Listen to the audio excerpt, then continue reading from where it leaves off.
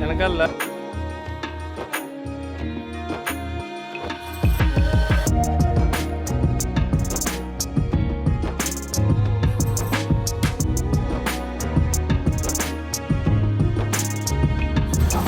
ఓ lemon తిక్కనా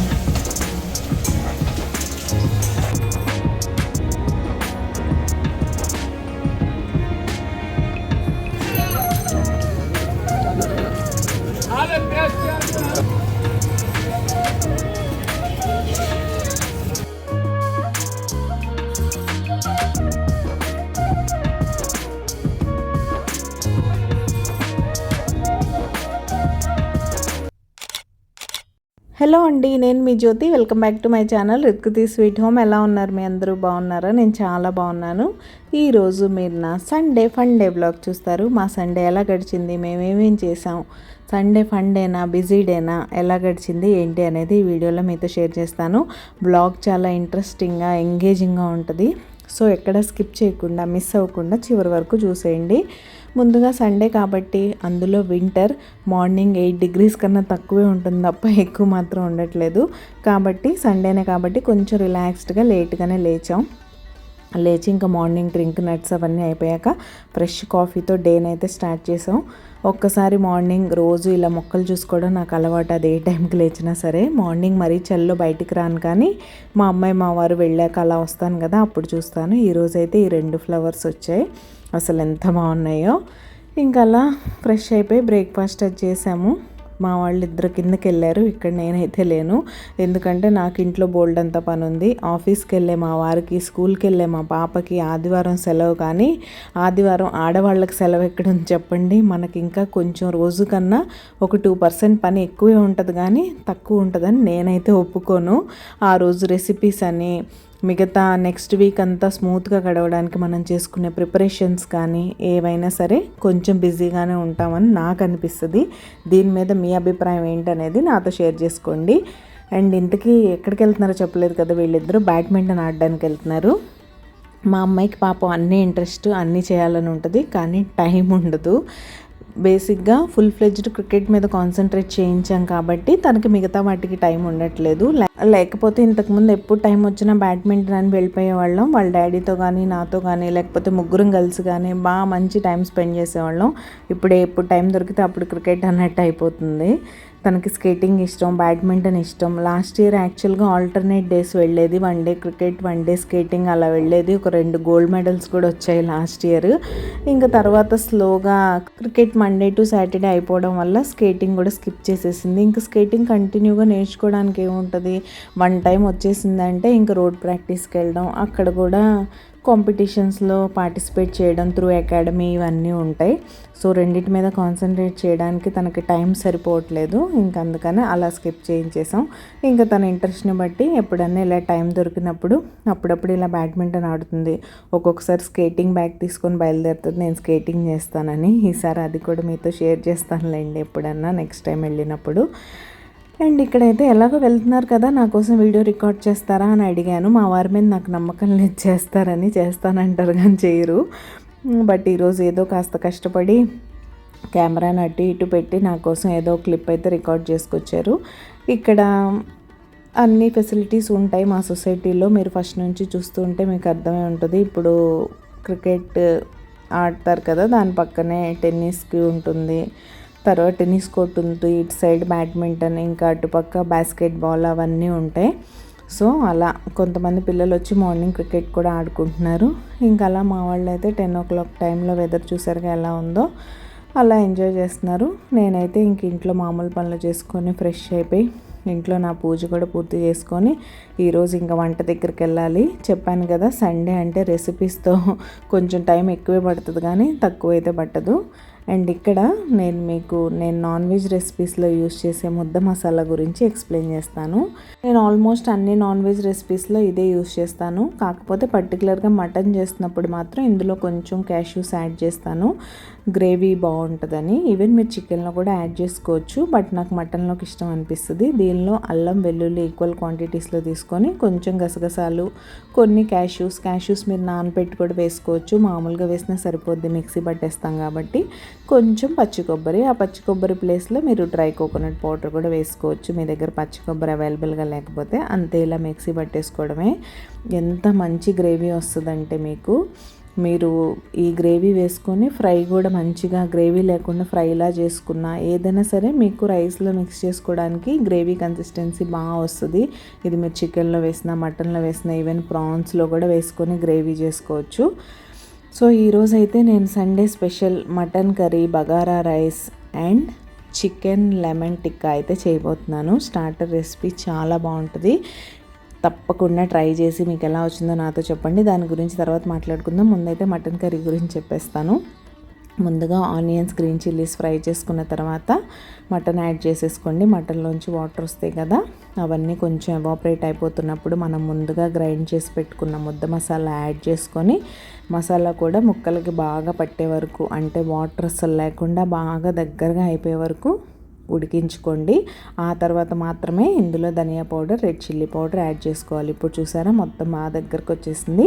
ఈ టైంలో dry spices అయితే యాడ్ చేసుకొని ప్రెషర్ కుక్కర్ పెట్టేసుకొని, ఇంకా మటన్ ఒక్కొక్క చోట ఒక్కొక్కలా ఉంటుంది కదా, మన దగ్గర మంచి మటన్ దొరుకుతుంది కాబట్టి, అంటే ఏపీ సైడ్ అట్లా తక్కువ విజిల్స్ ఇస్తే సరిపోతుంది. మా దగ్గర కొంచెం ముద్రగా ఉంటుంది కాబట్టి నేను ఒక 5-6 విజిల్స్ అయితే ఇస్తాను. ఇచ్చేస్తే తర్వాత ప్రాసెస్ ఏం చేయాలి అనేది నేను ఎక్స్ప్లెయిన్ చేస్తాను. ఇంతకీ మీరు మటన్ కర్రీ ఎలా చేస్తారు, మీకు నాన్ వెజ్లో ఏ రెసిపీ అంటే ఇష్టం అనేది నాతో కామెంట్ చేయండి. మటన్ కర్రీ ఉంటే కంపల్సరీ మా ఇంట్లో బగారా రైస్ ఉండాల్సిందే, ఎప్పుడన్నా చేయకపోతే చేయలేదా అంటారు, అందుకని అది కూడా చేస్తాను. ఇంకా మటన్ కర్రీకి అయితే కుక్కర్ పెట్టేశాను.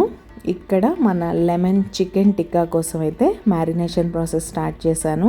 మీరు నార్మల్ బిర్యానీకి మనం ఎలా మ్యారినేట్ చేసుకుంటామో ఆ ఇంగ్రీడియంట్సే మొత్తం, కాకపోతే ఇది లెమన్ టిక్కీ కాబట్టి లెమన్ కొంచెం ఎక్కువ యాడ్ చేసుకోవాలి. నార్మల్ బిర్యానీలో కూడా మనం హాఫ్ స్లైస్ అలా వేస్తాం కదా, ఇందులో కొంచెం లెమన్ ఫ్లేవర్ వచ్చేలాగా పెద్దదైతే ఒక హోల్ నిమ్మకాయ వేసుకోండి, చిన్న నిమ్మకాయలు అయితే 1.5 వేసుకుంటే సరిపోతుంది. ఇందులో కర్డ్ థిక్గా ఉండేలా చూసుకోండి, పల్చగా ఉంటే బాగుండదు. సో ఒక 2 స్పూన్ల కర్డ్, అల్లం వెల్లుల్లి పేస్ట్, మిగతా డ్రై స్పైసెస్ అన్నీ, పసుపు, ఉప్పు, కారం, ధనియా పౌడర్ వేసుకొని ఒక 1/2 స్పూన్ కార్న్ఫ్లోర్ అయితే వేసుకోండి. నేను ఇక్కడ 1/2 kg వరకు చికెన్ తీసుకున్నా, అందుకే 1/2 స్పూన్ అయితే సరిపోతుంది. మీరు తీసుకున్న చికెన్ క్వాంటిటీని బట్టి చూసి వేసుకోండి. అప్పుడు ఏంటంటే చక్కగా ఈ స్పైసెస్ అన్నీ కోట్ అవుతాయి అన్నమాట చికెన్కి. ఇంకా ఫైనల్గా మంచిగా ఎక్కువ లెమన్ జ్యూస్ అయితే వేసి నీట్గా మ్యారినేట్ చేసి పక్కన పెట్టేసాను. ఇది 1.5 hours 2 hours over night marinate అయినా కూడా చాలా బాగుంటుంది. యాజ్ యూజువల్ ఈరోజు నేను లెమన్ టిక్కీ ఎయిర్ ఫ్రైర్లో చేస్తున్నాను, ఎలా చేస్తున్నానో కూడా మీతో షేర్ చేస్తాను. అండ్ ఒక్కొక్కటి మీకు విడివిడిగా రెసిపీస్ అయితే చూపిస్తున్నాను, కానీ నేను పనులన్నీ ప్యారలల్గా చేసుకుంటున్నాను. అలా చేసుకుంటూ వెళ్తేనే డేని మనం మేనేజ్ చేయగలుగుతాం, లేకపోతే చాలా హెక్టిక్ అవుతుంది. ఒక్కొక్క పని చేసుకుంటూ వెళ్తే పక్కనే మటన్ కర్రీ అవుతుంది, మ్యారినేట్ చేసి పెట్టాను. అండ్ ఇక్కడ బగారా రైస్ కూడా రెడీ చేస్తాను. బగారా రైస్ కోసం ముందుగా థిక్ బాటమ్ ఉన్న ప్యాన్ పెట్టుకోండి. నేను ఇవాళ ప్యాన్లోనే చేస్తున్నాను. ప్రెషర్ కుక్కర్లో కూడా చేయొచ్చు, కానీ ప్రెషర్ కుక్కర్లో కన్నా మాకు ఇలా ఓపెన్ కుక్ చేసినా లేకపోతే ఎలక్ట్రిక్ కుక్కర్లో చేసినా కూడా ఇష్టం అనమాట. ఇంకా అలా అని ఈరోజైతే ప్యాన్లోనే చేసేస్తున్నా. మనం దమ్ బిర్యానీ చేసినట్టు చాలా ఈజీగా చేసుకోవచ్చు. దీనికి కూడా వెరీ లిమిటెడ్ ఇంగ్రీడియంట్స్ అంతే. ముందుగా ప్యాన్లో హోల్ బిర్యానీ స్పైసెస్ వేసుకోండి, కొంచెం నెయ్యి, కొద్దిగా నూనె వేసుకోవాలి, మర్చిపోయాను. అవి వేసిన తర్వాత హోల్ బిర్యానీ స్పైసెస్ వేసి మంచిగా ఎక్కువ పుదీనా వేసుకోండి. పుదీనా ఫ్లేవర్ చాలా బాగుంటుంది బగారా రైస్కి. ఇక్కడ మీకు కావాలంటే గ్రీన్ పీస్ యాడ్ చేసుకోవచ్చు. నేను ఇంకా గ్రీన్ పీస్ తేవట్లేదు, ఇక్కడ సీజనే, కానీ మొన్నటి వరకు కేజీ 100, యాక్చువల్గా కేజీ 50 అలా వచ్చేస్తుంది అనమాట. 2 kg 100 అలా. అలాంటిది ఏంటో సడన్గా ఈరోజు మార్కెట్లో 120 రూపీస్ అన్నారు, షాక్ అయ్యాను నేను. ఇంకా తేవట్లేదు, రేట్స్ కొంచెం నాకు రీజనబుల్ అనిపించినప్పుడే తీసుకొస్తాను. తర్వాత సన్నగా పొడవుగా కట్ చేసుకున్న ఉల్లిపాయలు యాడ్ చేసుకోండి. ఉల్లిపాయ, పచ్చిమిర్చి, తర్వాత కొద్దిగా అల్లం వెల్లుల్లి పేస్ట్ వేసుకొని బాగా ఫ్రై చేసుకోవాలి. అంతే. ఇంకా బగారా రైస్లో ఎక్కువ వెజ్ పులావ్లో వేసినట్టు చాలామంది అన్ని వెజిటబుల్స్ వేసేస్తూ ఉంటారు. అలా వేయకుండా మినిమల్గా ఉంటేనే బాగుంటుందని నా ఫీలింగ్. మేమైతే అలానే తింటాం. కొంతమంది ఇందులో కూడా వెజిటబుల్స్ వేసుకుంటారు. నేను మోస్ట్లీ వేయను. మహా వేస్తే చెప్పాను కదా, గ్రీన్ పీస్ వేస్తాను ఎప్పుడన్నా సీజన్లో ఫ్రెష్గా దొరుకుతున్నప్పుడు. ఇంకా అలా నా పని అయితే జరుగుతూ ఉంది. ఇంతకీ మీకు వీడియోస్ ఎలా అనిపిస్తున్నాయి? మీకు కనుక మన వీడియోస్ నచ్చుతున్నట్టయితే ప్లీజ్ లైక్ చేసి మీ ఫ్రెండ్స్ అండ్ ఫ్యామిలీకి షేర్ చేయండి. మీ లైకే నా మోటివేషన్. మీరు లైక్ చేస్తే నాకు చాలా మోటివేటింగ్గా అనిపిస్తుంది. అండ్ మీకు హైప్ ఆప్షన్ యాక్టివేట్ అయిందా లేదా? మీకు కనుక హైప్ ఆప్షన్ యాక్టివేట్ అయితే మన వీడియోలో ఉన్న కంటెంట్ మీకు నచ్చుతున్నట్టయితే హైప్ చేసి వీడియో చూడడం కంటిన్యూ చేయండి. ఇంక ఇలా జింజర్ గార్లిక్ పేస్ట్ కూడా పచ్చివాసన పోయే వరకు ఫ్రై అయిపోయిన తర్వాత ఇక్కడైతే నేను బాస్మతి రైస్ అయితే వేసుకుంటున్నాను. బాస్మతి రైస్ కూడా ఓల్డ్, న్యూ అని 2 టైప్స్ ఉంటాయి. కొత్త బియ్యం అయితే కనుక 1కి 1.5 వేస్తే సరిపోతుంది. బియ్యం కొంచెం బాతగా అనిపిస్తే మీకు 1కి 2 వేసుకోండి, లేకపోతే బాగా పలుగ్గా ఉంటుంది. ఇక్కడ నావైతే నార్మల్గానే ఉన్నాయి. నేను రెగ్యులర్గా యూస్ చేసేదే కాబట్టి నాకు తెలుస్తుంది రైస్ ఎలా ఉంది అనేది. నేనైతే దావత్ బాస్మతి రైస్ యూస్ చేస్తాను. ఈవెన్ లూజ్ కూడా దొరుకుతుంది రిలయన్స్లో, బట్ నాకు ఎందుకో నచ్చదు. ఫస్ట్ నుంచి ఇదే అలవాటు కాబట్టి ఇంక ఇదే కంటిన్యూ చేస్తున్నా. ఇంకా 1కి 1.5 వాటర్ పోసేసి లిడ్ క్లోజ్ చేసేసి చక్కగా దాన్ని లో టు మీడియం ఫ్లేమ్లో పెట్టేయండి. అదే నిదానంగా కుక్ అయిపోద్ది. మీకు వాటర్ అంతా అబ్జార్బ్ అయిపోయింది, రైస్ ప్రాపర్గా కుక్ అయిపోయిందని తెలుస్తుంది కదా, అలాంటప్పుడు స్టవ్ ఆఫ్ చేసేసుకోవడమే. అండ్ ఇక్కడ ఎయిర్ ఫ్రైయర్ కూడా రెడీ చేసేస్తున్నాను. దగ్గర నాది 1 అవర్ మ్యారినేట్ అయితే అయింది, సరిపోద్ది. నేను చెప్పినట్టు మీరు ఓవర్ నైట్ అన్నా మ్యారినేట్ చేసుకోవచ్చు. చాలా టేస్టీగా, ముక్కలు జ్యూసీగా ఉంటాయి. అండ్ ఎయిర్ ఫ్రైయర్లో చేసుకోవడం వల్ల అవుటర్ లేయర్ అంతా క్రిస్పీగా, లోపలంతా జ్యూసీగా చాలా బాగుంటుంది. నేను అసలు ఎయిర్ ఫ్రైయర్లో చేసే స్నాక్స్కి ఫ్యాన్ అయిపోయాను. అంత క్రిస్పీగా బాగుంటున్నాయి. యాజ్ యూజువల్ సింపులే. దీనికి 180 degrees దగ్గర 20 minutes పెట్టేసుకోవడమే. మనం చిల్లీ చికెన్ చేసుకున్నప్పుడు చికెన్ ఎలా ఫ్రై చేసుకుంటామో అలా చేసేసుకోవడమే. ఇంకా టైమర్ పెట్టేశాను. మధ్యలో ఒక్కసారి కదపాలి కాబట్టి 10 minutes టైమర్ ఉన్నప్పుడు ఇంకా ఒక్కసారి అన్నీ ఫ్లిప్ చేసేయండి, పీసెస్ అన్నీ, సో దట్ అదర్ సైడ్ కూడా బాగా క్రిస్పీగా కుక్ అవుతాయి. అండ్ ఇక్కడ మటన్ కూడా రెడీ అయిపోయింది. ప్రెషర్ రిలీజ్ అయిపోయింది. కుక్కర్ లిడ్ ఓపెన్ చేసి దానిలో కొంచెం మటన్ మసాలా, కొద్దిగా కసూరి మేతి అండ్ ఫ్రెష్గా కట్ చేసిన ధనియా అయితే వేసేసుకున్నాను. అంతే, మటన్ కర్రీ కూడా రెడీ అయిపోయినట్టే. ఇక్కడ మన స్టార్టర్ కూడా రెడీ అయిపోయింది. మటన్ ఇలా ట్రై చేసి చూడండి, సూపర్ టేస్టీగా ఉంటుంది. హలో అండి, గుడ్ ఆఫ్టర్నూన్. లంచ్ అయితే రెడీ అయిపోయింది. తినడానికి మేము కూడా రెడీ. స్టార్టర్ మాత్రం తప్పకుండా ట్రై చేయండి. చాలా చాలా చాలా బాగుంటుంది టేస్ట్ అయితే. మేము ఆల్రెడీ తినడం స్టార్ట్ చేసాం, హాఫ్ ఖాళీ కూడా చేసేసాం. మిగతా రెసిపీస్ చూపిస్తా. బగారా రైస్, మటన్ కర్రీ, అంతే, ఇంకేం లేవు. ఈరోజు స్టార్టర్ చేశాను కదా, దాంతోనే. ఇదైతే బగారా రైస్ రెడీ అయిపోయింది ఎలా. అండ్ ఇది ఫైనల్గా మటన్ కర్రీ. జ్యూస్ అదంతా వేసాం కాబట్టి టేస్ట్ సూపర్ యమ్మీగా రిచ్ గ్రేవీ టేస్ట్ వస్తుంది. తప్పకుండా ఒకసారి ఎవరైనా ఇలా చేయకపోతే ఇలా చేసి ట్రై చేయండి. ఆకలి వేసేస్తుంది బాగా. మేమైతే లంచ్ చేసేస్తాం. తర్వాత సండే అంతా ఏం చేస్తాం ఏంటి అనేది మీతో షేర్ చేస్తాను. అయితే వీడియో చివరి వరకు మిస్ అవ్వకుండా చూడండి. ఫైనల్గా ఇదైతే మా యమ్మీ లంచ్ ప్లేట్ అనమాట. మౌత్ వాటరింగ్గా ఉంది కదా. అండ్ వింటర్ అసలే బోల్డ్ అంత చలిగా ఉంటుంది. దానికి తోడు ఇంత మంచి లంచ్ తిన్న తర్వాత నిద్ర రాకుండా ఉంటుందా? ఫుల్గా ఒక మంచి స్లీప్ అయితే వేసాం. హాయిగా నిద్ర పట్టేసింది. ఇంక ఈవినింగ్ ఏంటో 5:10, 5:15 అవగానే చీకటి అయిపోతుంది. త్వరగా వెళ్దాం అని స్టార్ట్ అయ్యాం, కానీ చీకటి అయితే అయిపోయింది. ఇంకా లేచి కొంచెం టీ అయితే పెట్టుకోవాలి కదా ఈ చలిలో. టీ పెట్టుకొని టీ తాగేసి మా అమ్మాయి పాలు అవన్నీ చూసుకొని స్లోగా బయలుదేరి మేమైతే మార్కెట్కి వచ్చేసాం. అసలు ఎంత చలిగా ఉందంటే దెబ్బకి మేము హెవీ జాకెట్స్ అయితే తీసాం. నిన్నటి వరకు పలచగా స్వెటర్తో, నార్మల్ జాకెట్స్తో మెయింటైన్ చేస్తున్నాం. ఈరోజు ఎందుకో సడన్గా చలి పెరిగిపోయింది. ఆఫ్టర్నూన్ నుంచి 1 o'clock తర్వాత బాగా చలి అయితే ఎక్కువైపోయింది. దానివల్ల ఇంకా హెవీ జాకెట్స్ అయితే తీయాల్సి వచ్చింది. అలా అని వెళ్లకుండా ఉంటే ఫ్రెష్ వెజిటబుల్స్ మిస్ అయిపోతాం కదా, అదొక ఫీలింగ్ అనమాట. ఇంకొచ్చి నేనైతే ముందు ఫ్రూట్స్ తీసేసుకుంటున్నాను. పపాయ, ఆరెంజెస్, సీజనల్ ఫ్రూట్స్ మాత్రం కంపల్సరీ తినండి. ఈవెన్ ఆరెంజెస్ కూడా good source of vitamin C. పిల్లలకి ఇవ్వండి, జలుబు చేస్తుంది, చలిగా ఉందని అస్సలు ఆలోచించొద్దు. నేను ఇంతకుముందు కూడా మీకు ఒక వీడియోలో చెప్పాను, ఇదంతా మిత్. యాక్చువల్గా అవి ఈ సీజన్లో జలుబు చేసేలా ఉంటే ఈ సీజన్లో ఆ ఫ్రూట్స్ రావు. ఈ సీజన్లో ఆ ఫ్రూట్స్ వస్తున్నాయంటేనే ఈ టైంకి మనం అవి తినాలని అర్థం. కాబట్టి పిల్లలకి జలుబు చేస్తుంది, దగ్గు వస్తుంది, ఇలాంటివి పెట్టుకోకుండా మంచిగా వాళ్ళకి సీజనల్ ఫ్రూట్స్ అయితే పెట్టండి. అండ్ ఇక్కడ మా దగ్గర నార్మల్ క్యారెట్స్ రావడం ఆగిపోయి గాజర్ అయితే వచ్చేస్తుంది. ఇంకా మంచిగా ఒకరోజు గాజర్ హల్వా కూడా చేసుకోవాలి. రెసిపీ మీతో షేర్ చేస్తాను. అండ్ ఇక్కడైతే బీన్స్. ఇక్కడ నేను మా వారితో ఏమంటున్నానంటే గ్రీన్ పీస్ గురించి అడిగి నేను షాక్ అయ్యాను అనమాట. 120 రూపీస్ అనగానే అయ్యి బాబోయ్ ఏంటి ఇలా చెప్తున్నారని.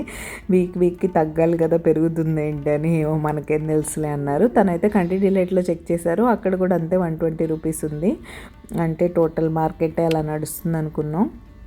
ఇక్కడ బాగా దొరుకుతాయి సీజన్లో, చాలా తక్కువకి వచ్చాయి అసలు. ఒక్కొక్కసారి 2 కేజీస్ 80 రూపీస్కి కూడా తెచ్చి నేను ఇయర్కి సరిపడా ఫ్రిడ్జ్లో పెట్టుకునేదాన్ని. ఫ్రోజన్ లాగా మనం ఇంట్లో చేసుకునే నార్మల్ ఫ్రోజన్ మనం బయట కొంటాం కదా, అలా కాకుండా నేను ఇంట్లోనే జిప్ లాక్ బ్యాగ్స్లో పెట్టేసుకొని సంవత్సరానికి సరిపడా వాడుకునేదాన్ని.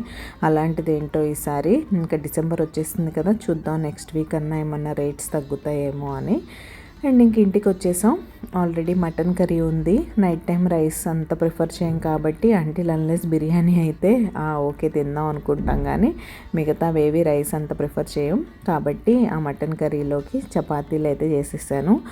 నీట్గా తినేసాం హ్యాపీగా. కిచెన్ అయితే క్లీన్ చేస్తాను. కిచెన్ అంత మెస్సీగా ఏం లేదు. యాక్చువల్గా నేను నాన్ వెజ్ ఏం కుక్ చేసినా సరే లంచ్ అయిపోయిన తర్వాత కిచెన్ క్లీన్ చేస్తాను కదా, ఆ టైంలో డీప్ క్లీన్ చేసేస్తాను స్టవ్ అంతా. కాబట్టి నైట్ అంతా మెస్సీ అవ్వదు. చపాతీ ఒక్కటే చేశాను కాబట్టి బేసిక్ పైపైన క్లీనింగ్ చేసేసుకొని సింక్ అదంతా క్లీన్ చేసేసి ఇంకా లివింగ్ రూమ్ దగ్గరికి అయితే వచ్చాను. ఇవాళ సండే, మా వాళ్ళు ఇంట్లో ఉన్నారు. ఇంకా మా పాప ఇంట్లో ఉంటే ఏదో ఒకటి చేస్తూనే ఉంటుంది కదా. హాల్ అంతా ఎంత మెస్సీగా ఉందో చూడండి. ఇంకా రేపు మండే, స్కూల్ ఆఫీస్ అన్నీ ఉంటాయి. పొద్దున్న లేవగానే ఇలా ఒక మెస్సీ లివింగ్ రూమ్ చూస్తే నాకైతే హెడేక్ వస్తుంది. ఇది నా డైలీ రిచువల్ అనే చెప్పాలి.